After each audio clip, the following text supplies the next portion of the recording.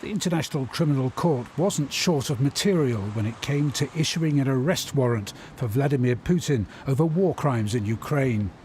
Kyiv's General Prosecutor's Office has registered more than 60,000 cases against Russian forces, and these continue to grow by the day. Victoria Andrusha is one.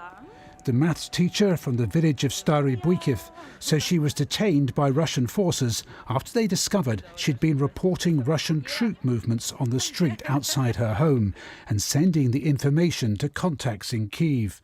She was taken to a crowded, cold, windowless basement room. There were more than 10 people there. They held us in the boiler room. Boiler rooms, as you probably understand, are not a fit place to hold people.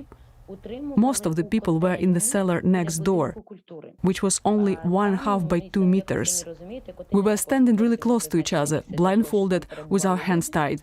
They would untie our hands only to let us go to the toilet, so that happened only a few times per day.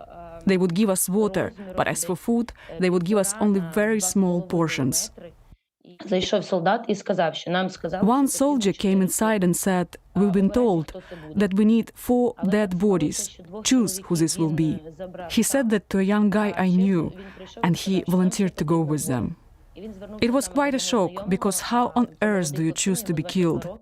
Later, when Ukrainian military came to liberate our village and the other villages next to it, guys were able to escape.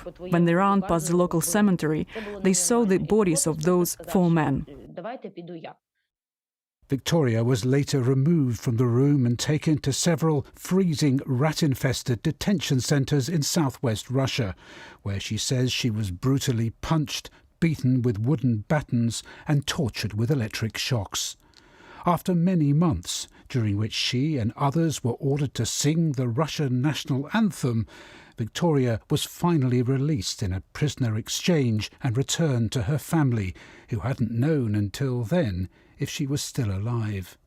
Such cases, it seems, are very far from uncommon. People can be kidnapped and tortured to death for Ukrainian symbols, or for express their loyalty to Ukrainian state as Ukrainian citizens. And this illegal transferring of Ukrainian children to re-education camps, where they re-educated that they are Russians, is a part of this systematic and deliberate policy. Now a warrant for the arrest of Russia's President Putin himself has been issued by the ICC. But will this prove merely symbolic, given that Moscow isn't a member of the International Court and doesn't recognise it? Well, it's certainly true that he won't be arrested anytime soon, but it's a matter of speculation as to whether he will be and when he will be. Now, what this does is put real pressure on his administration. They must understand now that life does not get back to normal.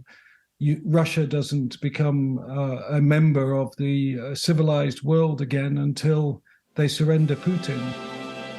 The ICC can do little to enforce their arrest warrant if Vladimir Putin stays in Russia, but that could change if he steps on foreign soil. So, from now on, he'll have to be very careful where he goes.